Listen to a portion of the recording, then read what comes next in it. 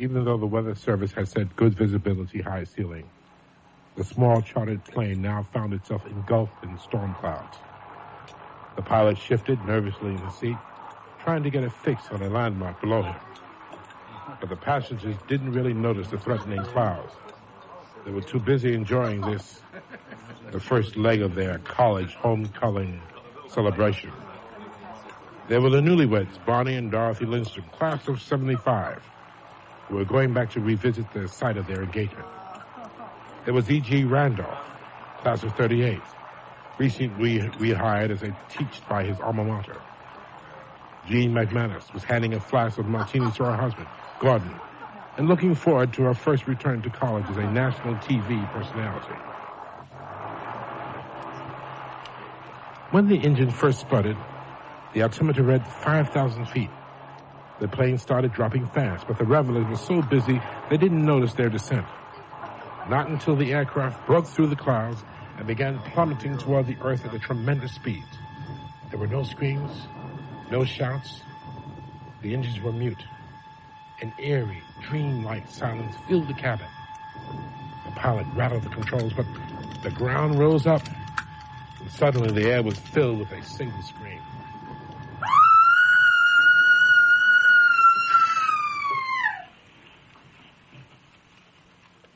The plane sits on the desert sands completely still. A single lizard scampers across the ring, pauses, and disappears. Philosophers have often asked, if a tree falls in the forest and no one is there to hear it, does it make a noise? Well, we might ask this question tonight.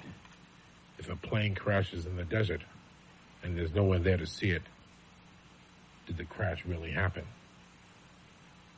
My name is Yaphet Kotto, and in the next half hour, our 6 travelers will learn the answer to this question.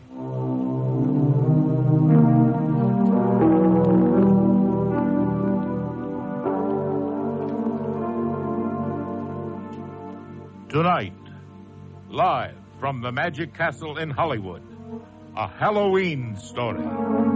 Starring John Carradine, John Clark, John Houseman, Casey Kasem, Gene Kasem, June Lockhart, Gary Owens, Lynn Redgrave, and our host, Yaphet Kotto.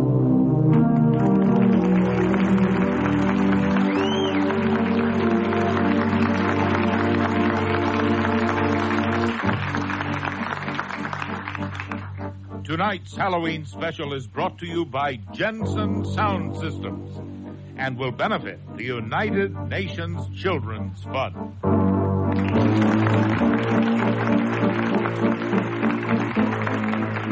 Good evening. This is Marvin Miller. Our distinguished all-star cast is assembled on the Palace of Mystery stage here at Hollywood's famous Magic Castle. And in a moment, they'll return with part 1 of A Halloween Story. We're here at a Jensen car audio dealer getting ready to see and hear the grand prize in the Jensen Travel First Class Sound Sweepstakes. There it is, an incomparable Porsche 928 equipped with Jensen Sound. Well, sir, yeah? How do you like it? Beautiful. Sounds just beautiful. But the Porsche. Young man, how would you like to win a Porsche? Gee, it sure sounds like a Jensen. It's a Porsche. We're talking about a $38,000 machine here. For sound like that, it doesn't surprise me. Yes, and you could win one of over 1,000 other great prizes, including Jensen home speakers, car audio systems, disc washer record care systems, and more. Complete details are at your participating Jensen dealer. No purchase is necessary. The Jensen Travel First Class Sound Sweepstakes is limited to licensed drivers 18 and older and is void where prohibited.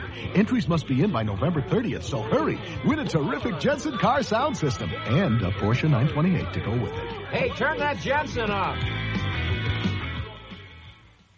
Aside from the crisp, clear days and joys of family and friends, autumn is a time for reflection, an opportunity to put accomplishments in perspective and establish goals for the future. For UNICEF, the United Nations Children's Fund, this means a hard look at what it's like to be a child in today's world. Unfortunately, life continues to be a struggle for millions of boys and girls. In some areas of the developing world, a child has only a 50-50 chance of surviving adolescence. Millions of babies die each year from measles, whooping cough, and diseases related to impure water. Malnutrition affects more than half of all the children in developing nations. Yet each of these conditions can be improved or prevented. UNICEF knows how and works in over 100 countries to bring health care, better nutrition, clean water, and basic education to the children who need it most. UNICEF has been working for children in need for 35 years, and 3 million volunteers in the United States are helping to make it all possible. This has been a public service announcement on behalf of UNICEF. The desert at dusk. The full moon is out early this evening. Not surprising. After all, it's All Hallows Eve. There would be no sound at all if it weren't for the shuffling footsteps of 6 battered travelers, still in shock from their harrowing experience. They've been walking now for several hours, and shock has turned to worry. If at this moment you asked any one of them if this were real or grotesque nightmare, not one of them could answer you.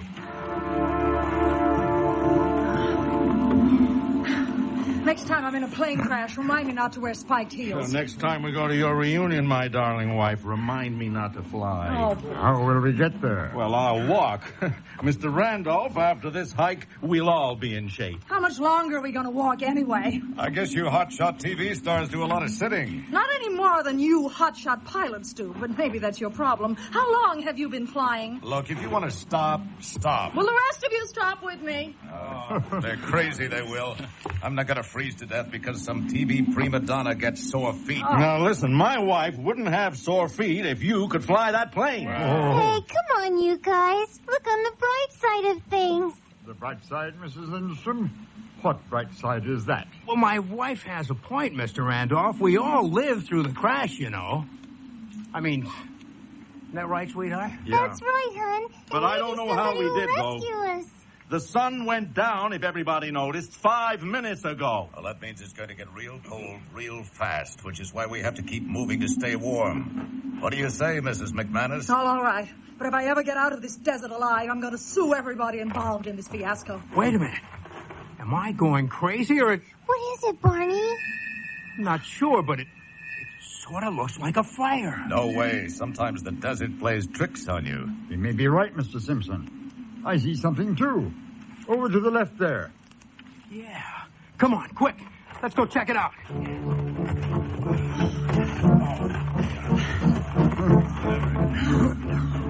Oh, my God, there is a fire.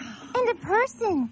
No, 2 people. That's impossible. We're in the middle of nowhere. Over here. Come over. Warm yourself.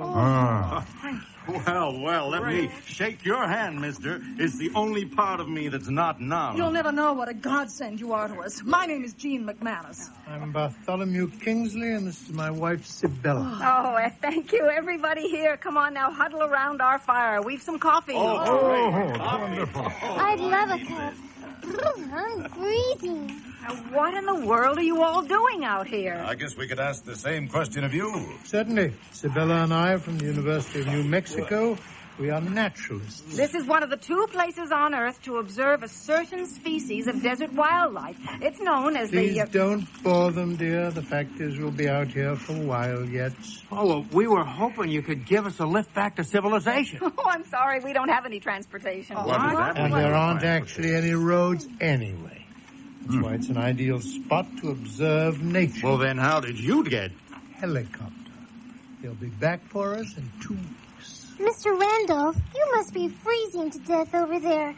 Come closer to the fire. No, I'm fine over here. Suit yourself.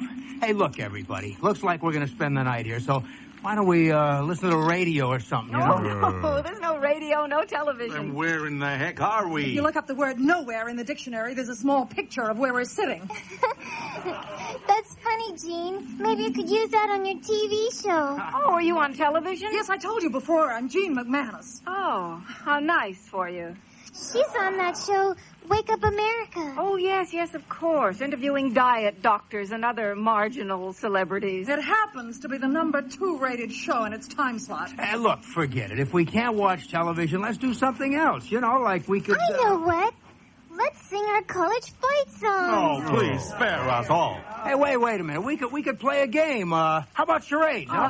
Mr. Lindstrom, your imagination astounds me. Well, maybe you could come up with a better suggestion? Okay, how about get me out of here? Yes, I second that motion. Hey, wait a minute.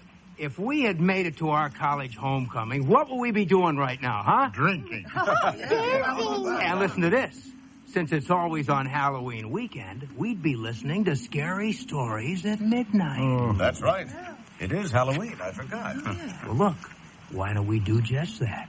How about if everybody has to tell a scary story or something, huh? That's a splendid idea. Well, anything to pass the time. How about this? Just to make it even more interesting, I suggest we specify that all the stories must be absolutely true. Oh, great. True stories are always the scariest. Okay, Barney, then why don't you go first? I gotta think of one. Why don't you go first, Gordon? Tell us a true horror story. Wouldn't your marriage qualify? Well, that's nothing compared to flying with you. Yeah, I agree. I wonder if this qualifies. Now, this didn't actually happen to me, but many years ago when I was teaching, a close friend of mine lived through something that was quite fascinating. Hey, yeah, sure, that's okay, Mr. Randolph. Let's hear it. Yes, by all means. All right. Let's see if I remember correctly. Ah, yes. He told me it all began one night when his wife shouted at him from another room. She'd been ill for some time, you see, and he... Edgar!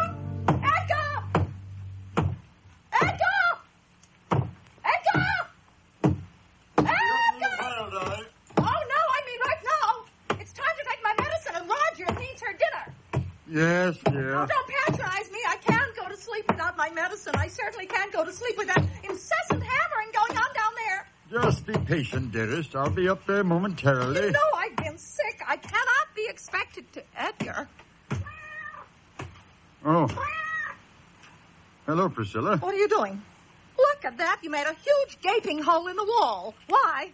And what are those? Stonemason's tools. Oh, really? This is certainly an interesting time of night to take up that for the first time. Perhaps it is. Well, I'm going back to bed. I expect you to follow me. No, Priscilla. What do you mean, no? That rope. What are you doing with that rope, Edgar? I thought this over a lot the last 2 years. What are you doing? Have you lost your mind? Put that thing down. Don't make this any more difficult than it has to be, dearest. It's the only way. I simply can't stand it anymore. Stand what? Being a kept man? Living off my father's money? No, Priscilla, it's not that. It's the shrill voice from upstairs demanding I perform the services of a butler. The nagging, the imaginary illness. I have to be free of all that. Well, you can be. I'll do anything you want. You can have a divorce. Yes, certainly. Then you can marry that woman you've been seeing. So you know about her? Yes, but that's all right. Just go. Oh, Edgar. Priscilla. It'll be all over in a moment. No. Priscilla, please. You'll never be free of me as long as you live.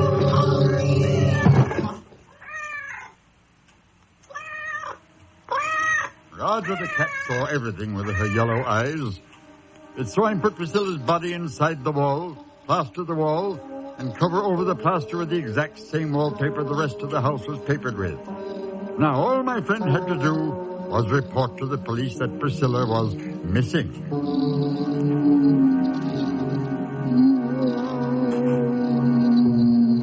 What was that?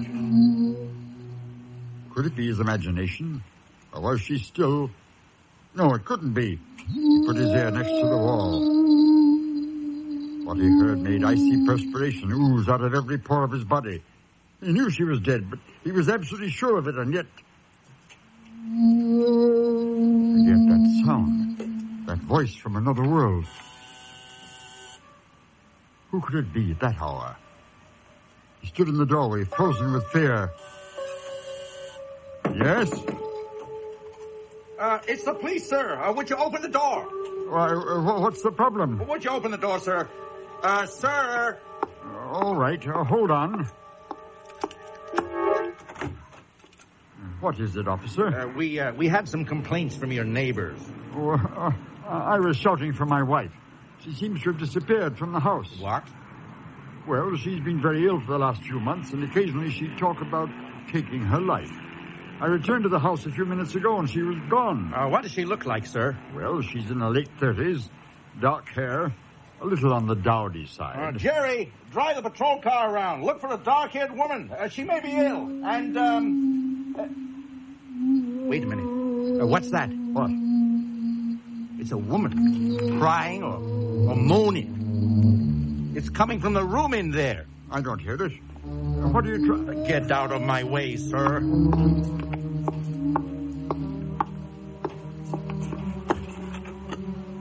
Well, I'll be darned. Well, would you look at that? Oh, my God. The cat is going berserk, scratching at the wall. Stop it, Roger. Stop it. It's all right, officer. I'm afraid she misses my wife. She's very fond of her. I'll walk around the neighborhood, sir. And in the meantime, if she shows up, you call us. Thank you, officer. Thank you. Was she alive inside that wall? She couldn't be. And yet that constant crying. He sat up in the rocking chair listening to it. All the long night till daybreak. And then it stopped. Silence. It was wonderful. What? Where am I? Oh, I'll be there in a second.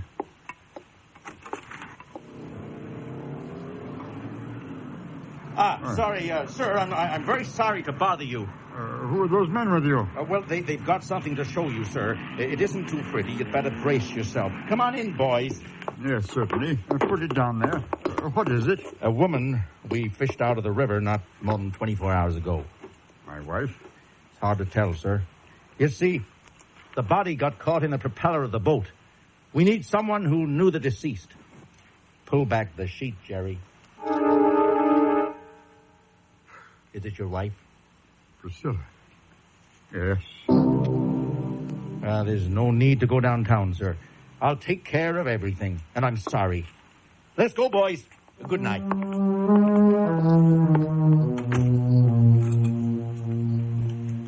He knew he could never chance leaving that house, not for a second. He never did. He'd just sit there in his rocking chair listening.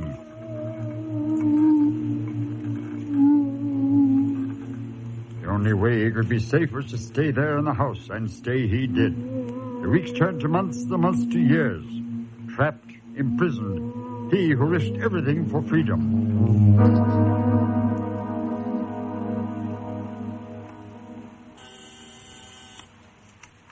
Yes, may I help you? Good day, sir. I'm Mr. Kirkland from the bank. Is there some problem? I'm afraid so. It seems you've overdrawn your account, sir. It appears the money your wife left you is all gone. Gone? In so short a time? Sir, your wife has been dead for 40 years now. 40? It seems like only yesterday. I know a way you could raise some $250,000. $250,000? How? By selling this house. What? The lot has become very valuable, you know. One of our clients wants to build a high-rise here. No, that's impossible.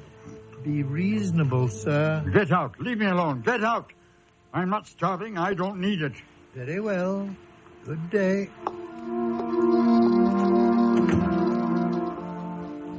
But he was starving. He hadn't eaten in 4 days. That night, when the wailing returned again, he made a decision. He would open up the wall and confront whatever it was that was making that sound.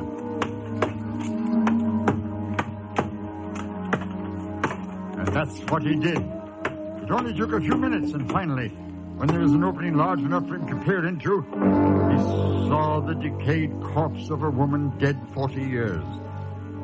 As he stared at the pile of cloth and rotted flesh, that horrible wailing that had pervaded his life for so long continued. But how? Why? Then he saw it. The source of the sound that had made him a prisoner of his own home. There it was, just above and to the right of the body. a tiny hole he'd made when he first broke through the wall. And it was the sound of the wind rushing through it that actually made the unearthly sound he'd been hearing all this time. He reached in and placed his finger over the tiny opening in the wall. The sound suddenly, finally ceased. Only to begin again when he removed his finger.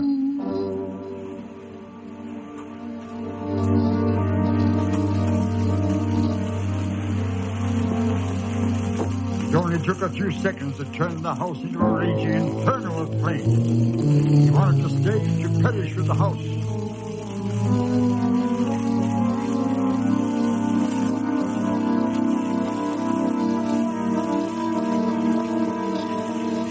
But even that freedom was denied him. They rescued him, brought him to a hospital, and later when he awoke and asked the question... No, sir. Nothing was found among the ashes. Everything was burned to a fine powder. If only he'd set the fire 40 years before. But no matter. What's done is done.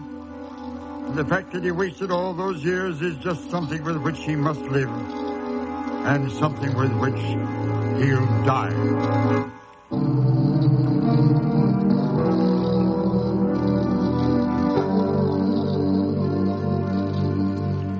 It was shortly before midnight when Edgar Randolph uttered the last words of his story.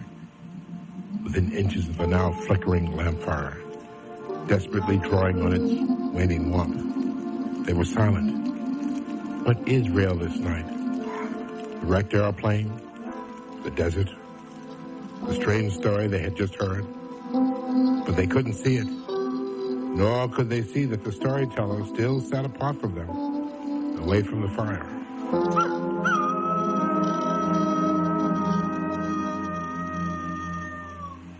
You're listening to A Halloween Story, starring John Carradine, John Clark, John Houseman, Casey Kasem, Gene Kasem, June Lockhart, Gary Owens, Lynn Redgrave, and our host, Yaphet Kotto.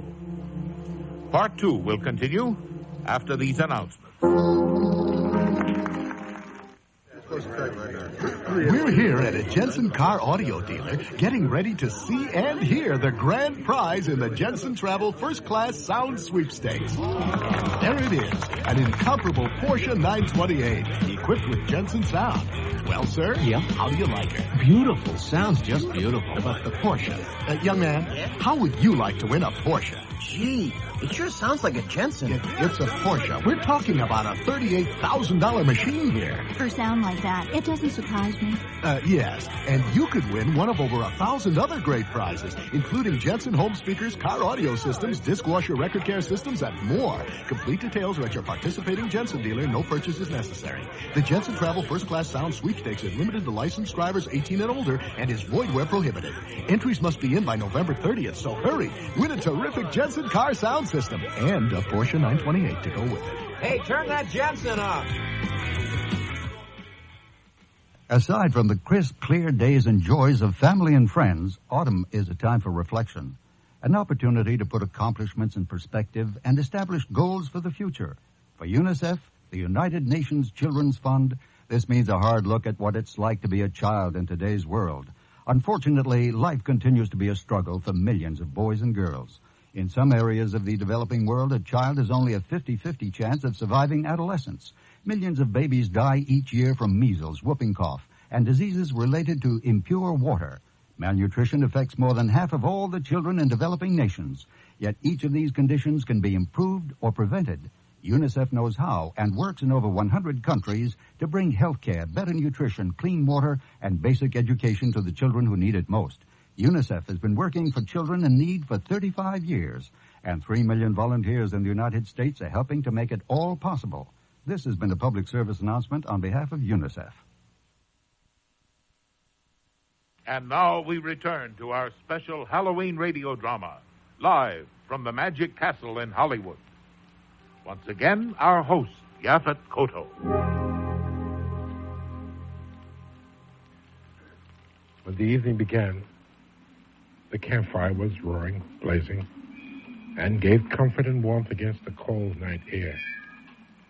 But now the flames were smaller and much less comforting. somewhere not here, a clock was striking the midnight hour on this All Hallows Eve. What was that? Just a coyote, Mr. McManus. They rarely come down here, especially in a crowd like this. If I were you, Gordon, I'd be more frightened of Mr. Randolph. Sibylla. Don't worry. I've never heard such a load of bull in all my life. What? Well, it's a little far-fetched. Scary, but far-fetched. There's no way somebody's going to stay cooped up that long. And there's no way a guy's going to get away with it with 2 murders like that, free and clear. You're wrong, sir. Because he did get away with 2 murders. I should know. I was that man. What? That's why you won't come near the fire. That's right. I hate fire more than I dislike cold. So you see, Sibylla's right.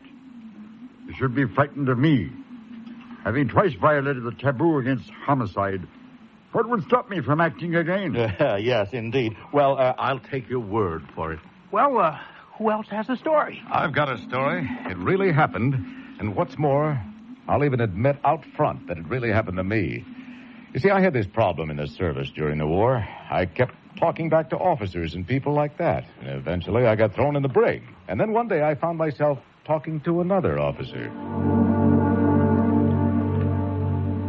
Simpson? Yes, sir. I've got some good news for you. You've done so well here, cleaning the latrines and peeling potatoes, that we're giving you a little vacation. You're not letting me go, are you? Well, much better than freedom. We're sending you to an island paradise, a little place called San Ramon. Not that lighthouse. Well, they closed that down years ago. Well, we're reopening it. And you and Mallory and Cooper will be our first guests. You'll have 2 months to work on your inability to be civil to your superiors. But, sir, You're always complaining about the noise around here.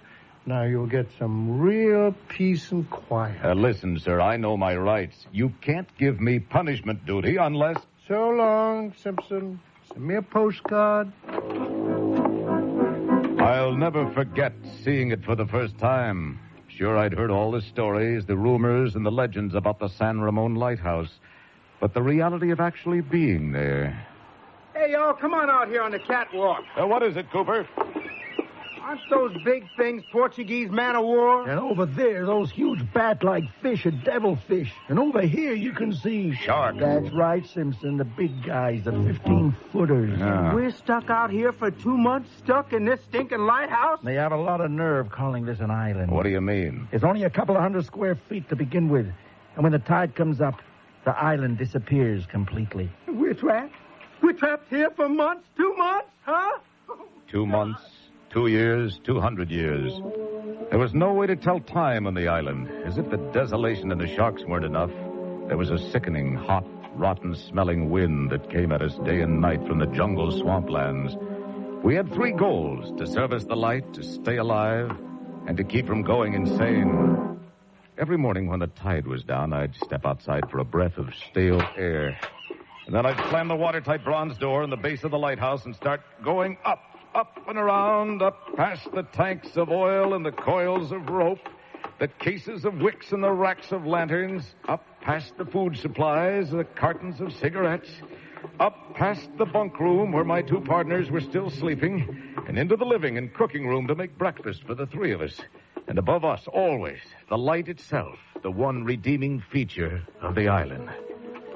It was a beauty, balanced like a ballerina on a glittering steel axle of her rotary mechanism, sweeping the harbor in 360-degree turns. We all got along pretty well, considering we were sent here as discipline cases. Still, Mallory was the biggest of all of us, and he didn't mind using that girth to get his way. He had arms the size of my legs and a disposition that was black as the San Ramon nights. When I get off this stinking hellhole, I'm going to find the guy that set me up. Just because a guy gets into a fight or 2 defending his honor is no reason to be sent out here. Well, the word is you did more than fight. The word is... Yeah, I killed a man, sure. Sure, maybe I did.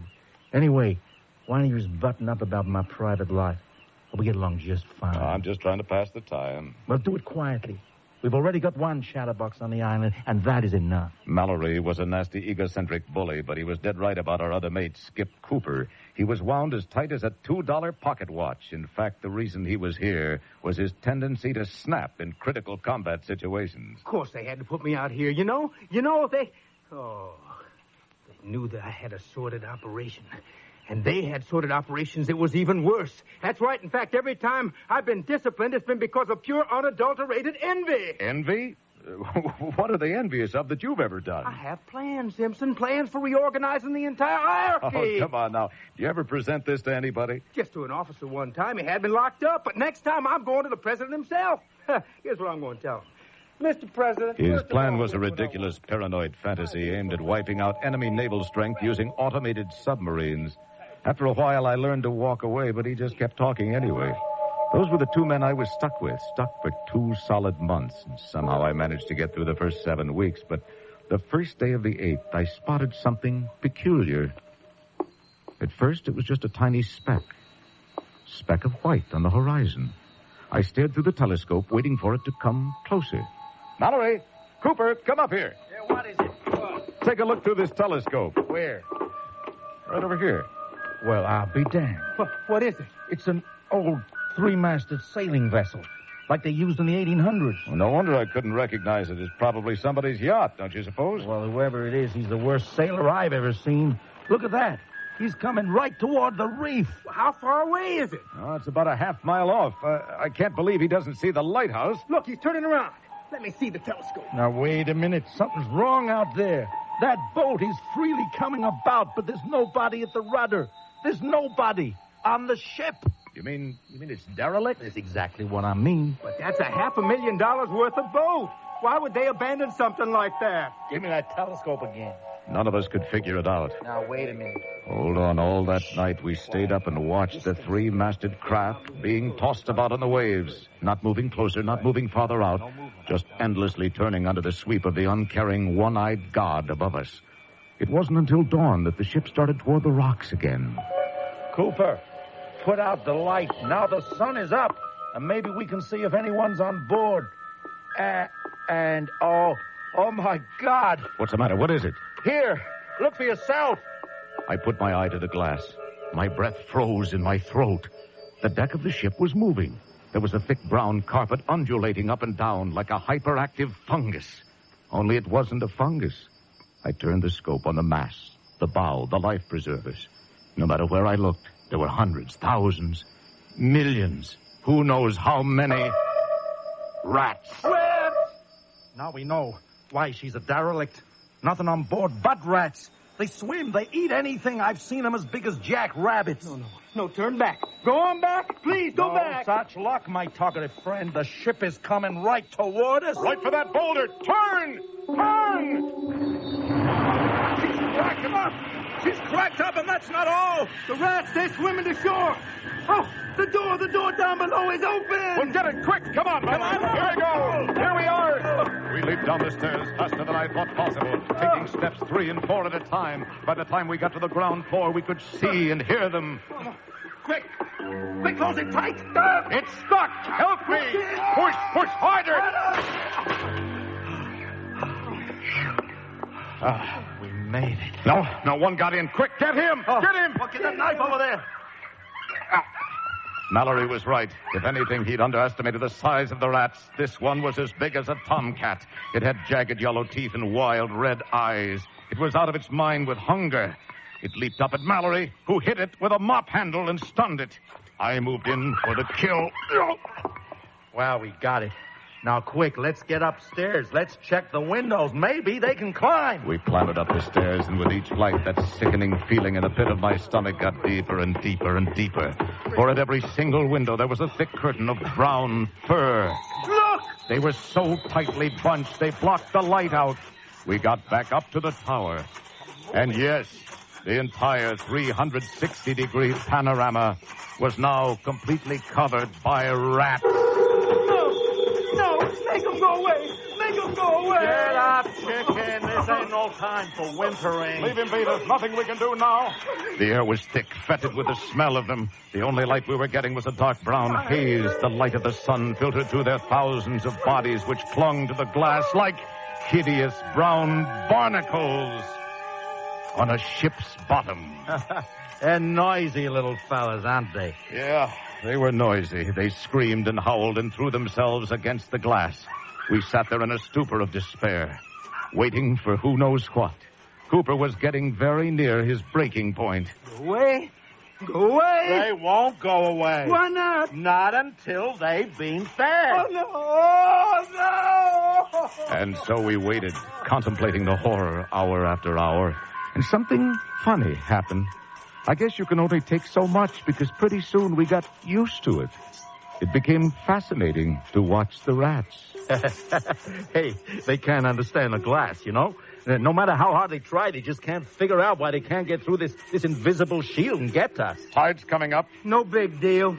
It is to those rats down there. There must be 10,000 of them on the rock. And every one of them can swim for hours. No, you can't drown a ship's rat. Never. We lay there numb, bathed in a soft filtered red light. Sunset through the rats. Let's go below, Cooper. Simpson, you take first watch. Why should I go below? There's nothing there. There's no way out. It's all part of a plan.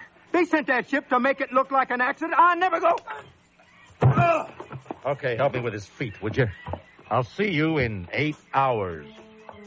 It was dark now, so I started the light. It drove the rats crazy. They'd hiss and whine and twitch when it swept by. It blinded them, and their eyes flamed red as it passed over their huddled bodies. That was scary, but not as scary as what I saw on the dark side of the lighthouse. Eyes. Thousands of points of blank red eyes staring in at me, twinkling like the stars of hell. I didn't want to turn my back on them, any of them, but you can't help it when you're stationed in a round glass room. The next morning, Cooper must have thought that Mallory and I had lost our minds. We were playing with the rats. That's right, playing with them. What are you doing? We would get as close as we could to the glass and make faces at the rats, stick our tongues out at them, and they'd scratch and claw to get at us. It would drive them crazy. Now, don't do that. Don't do that. Then Mallory took our little game a step farther. Hey, watch this. Look, listen, I'll just take this piece of bread and I'll put it on the glass, right? All right. Now, there we go. Look at them. They're bunching up. Okay. Yeah. Hey, have some more. Give them a whole slice. Yeah, have a whole slice. They formed a huge knot of rats, and when the knot got big enough, it would fall off the window 110 feet into the sea below us. Look at that, those sharks. Now they're getting them. I never thought I'd say this, but the sharks are helping us up here. We both turned around to see what Cooper was doing. He was standing against the window, spread-eagling his body against the glass. Cooper! Suddenly he leaped back. Look! The rats had bunched up to get at him, forming a grotesque silhouette. Ladies and gentlemen, my portrait in rats! Rats! Rats! This kind of thing went on all day long, until finally I just couldn't take it anymore. I was half dead with the mental exhaustion of trying to stay alive. I dragged myself down to my bunk, about to drop off, when I heard a new noise. I went downstairs, and I saw it. One of the window panes was sagging in. Oh, my God! The rats must have eaten through the wood on the outside of the glass! Mallory! Cooper! Look at the window! They'll be in here any second! Quick! The trap door shut! Here we are! Okay, I've got it! We have one more problem here, and it's the trapdoor! It's wood, too! The noise. Hey, you can already hear them working on it. It wasn't. Mallory, Simpson, they're pushing up on the door with their weight. Well, now then, all of us, come on, stand on the thing. Stand on the trap. Weigh it down. Push it down. But it wasn't enough. Push it. The rats slowly lifted the trapdoor in our bodies just far enough for two of them to leap into the supply room. Push it down. Get the catch. Get the boat. Shoot it. I grabbed a marlin spike and nailed one in midair. But Mallory wasn't so lucky. The one remaining rat took a gigantic chunk out of Mallory's arm. Blood was pouring out everywhere. I speared the rat with the marlin spike, too, just in time to hear the sound of the storeroom window also give way. They're all out of time.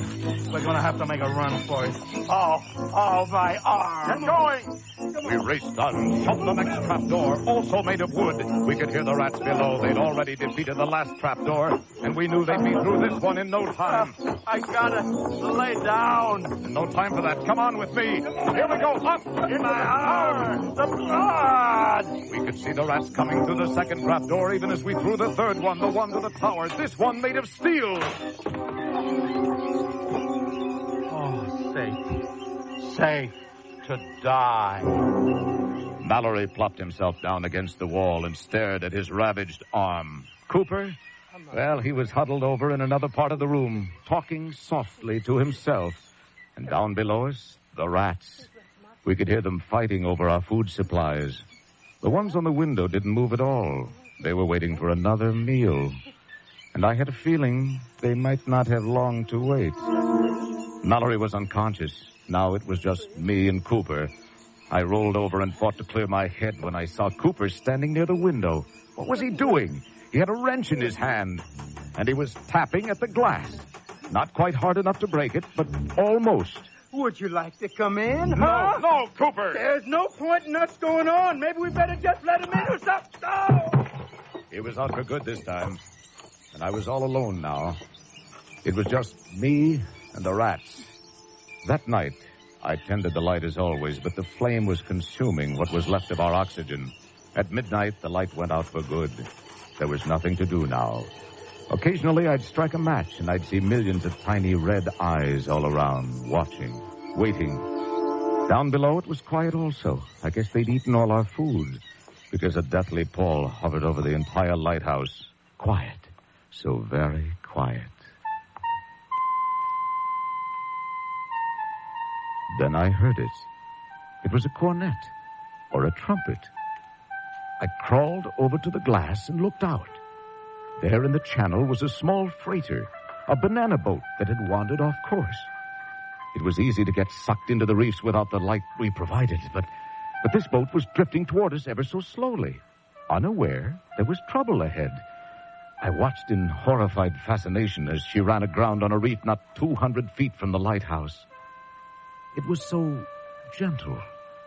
The trumpet player didn't even miss a note. That's all. The sun came up the next morning, and there wasn't a rat left on the entire island. Not a one. Yes, every single rat had gone back to sea on a brand new ship. The only contact today with the water that I have is an occasional Sunday afternoon sail in a small boat. And often I'll see a small freighter go by, and even now I'll get a chill up my spine, because I know that somewhere out there is a ship with no crew. At least, no human crew.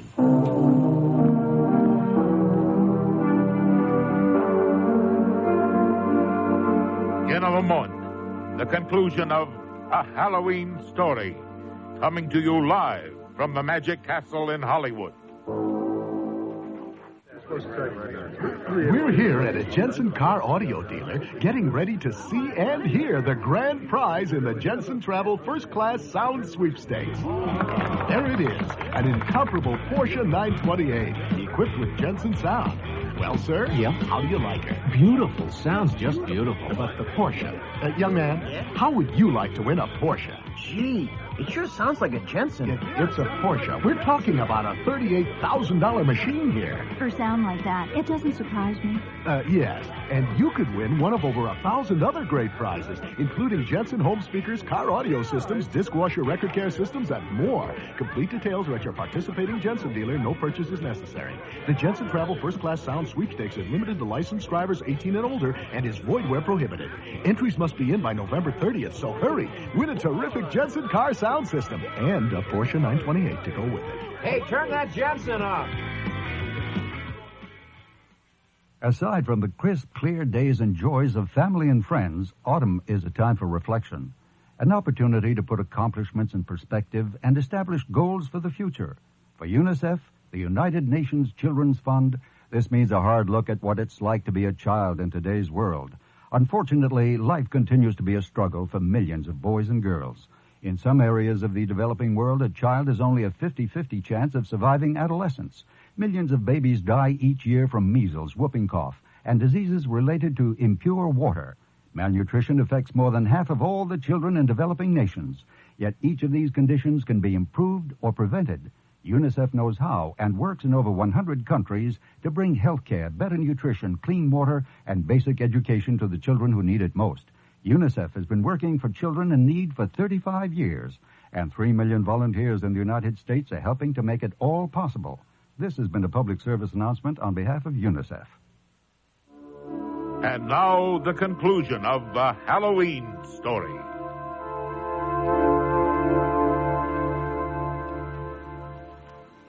Now the desert fire is almost gone. And for the freezing men and women still huddled around the smoldering embers, much of the reality of this night seems to have vanished also. Now there's only darkness. Now there's only time for reflection. That was a great yarn, Simpson. So how about something that happened to you, Barney? Wait a minute. Now, we're being very poor guests. I'd say it's time for our host to spin a yarn for us. Yeah, how about something that really happened to you folks? Well, all right. How about that incident in the jungle, dear? Oh, with the tiger? Yes, of course. That's a good one. And it happened to both of us. Well, we were in the jungles of India doing research for a book on types of jungle wildlife. And when we arrived, the guide warned us never to walk near the jungle without a rifle, even just for a short walk. We observed that rule faithfully, except for that fateful morning we found ourselves being followed by a full-sized, man-eating Bengal tiger. Holy cow, did you start running or what? Oh, heavens, no. You see, the tiger was merely stalking us. If we had started to run, so would he, hastening our certain demise. So there we were, walking as fast as we could, with the tiger walking just a little bit faster. Then I saw this small stone cave to our immediate left. We knew by entering it that we were cutting off our escape route, but maybe the cave had someplace to hide out. Right, darling? Yes, or perhaps it came out on the other side of the hill. So you're in the cave. What does the tiger do? He followed right along, still gaining on us slightly. The cave is very dark and very musty. And there was no daylight at the other end. We were trapped completely and without a doubt. Before we knew it, the cave had narrowed down so low that we had to get on all fours, crawling as fast as we could. And by this time, we could actually smell the tiger behind us. Oh, it was a fearsome smell. I almost fainted. We crawled on our hands and knees till it narrowed down even more. And then we crawled on our stomachs. And we were sliding on the slick green moss covering the smooth stone. And the tiger is still behind you? Oh, he was gaining on us all the time. We hadn't crawled very far when our worst fears were realized. Yep, the end of the cave. Well, this is the hardest story yet. How'd you get out of this one anyway? Get out of it? Whatever do you mean? We were eaten right there on the spot. What? Come again? Well, actually, Isabella, that's not quite true. He did drag your body back to his lair and munch on it for a while. Oh, yes, of course. You're absolutely right. Forgive me, dear. How silly of me. Hold on Right, just a second. Slow down now. If that's true, then you wouldn't be here, right? Unless you're, dead or something. I guess it's time to tell them, dear. Go ahead. Bartholomew and I are very pleased to welcome you all. Of course. The plane crash. What do you mean? Then it was no coincidence, our finding you here? Of course not. You see, we were sent here to welcome you to your final home. Home? Hey, what do you mean? Where? I mean here, Mr. Lindstrom. Would you care Here. for a little more coffee?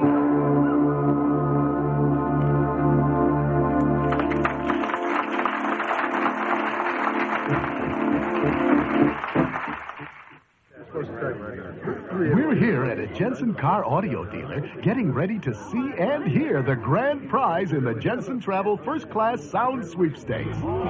There it is, an incomparable Porsche 928 equipped with Jensen sound.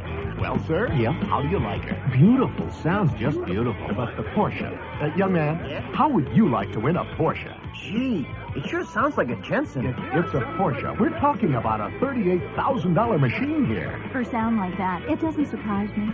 Yes, and you could win one of over 1,000 other great prizes, including Jensen home speakers, car audio systems, disc washer record care systems, and more. Complete details are at your participating Jensen dealer. No purchase is necessary. The Jensen Travel First Class Sound Sweepstakes is limited to licensed drivers 18 and older and is void where prohibited.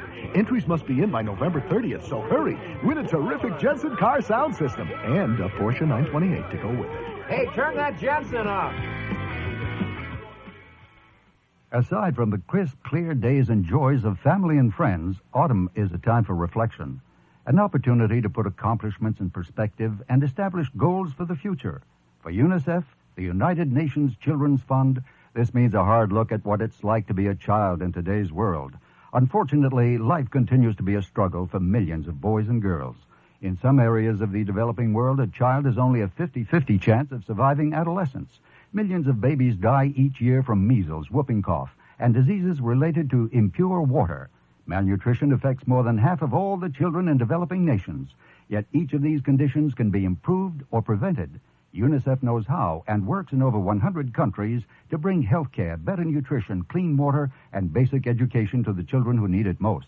UNICEF has been working for children in need for 35 years, and 3 million volunteers in the United States are helping to make it all possible. This has been a public service announcement on behalf of UNICEF. Tonight's special live Halloween drama from the Magic Castle in Hollywood was made possible by Jensen Sound Systems. The NBC Radio Network is proud to announce that all commercial proceeds from tonight's program, along with the performances of our all-star cast, staff, and production crew, have been provided to benefit the United Nations Children's Fund. A Halloween Story was written by Richard Proctor and starred John Carradine, John Clark, John Houseman, Casey Kasem, Gene Kasem, Marvin Miller, June Lockhart, Gary Owens, Lynn Redgrave, and your host, Yaphet Kotto. Music for this live drama was scored and played by Ray Colcord. Sound effects by Bill Brownell and Bob Mott. Network engineers Bruce Briggs and Tom Pearson. Technical director Stuart Sloak. Audio assistants Andre Groton and Norman T. Balone.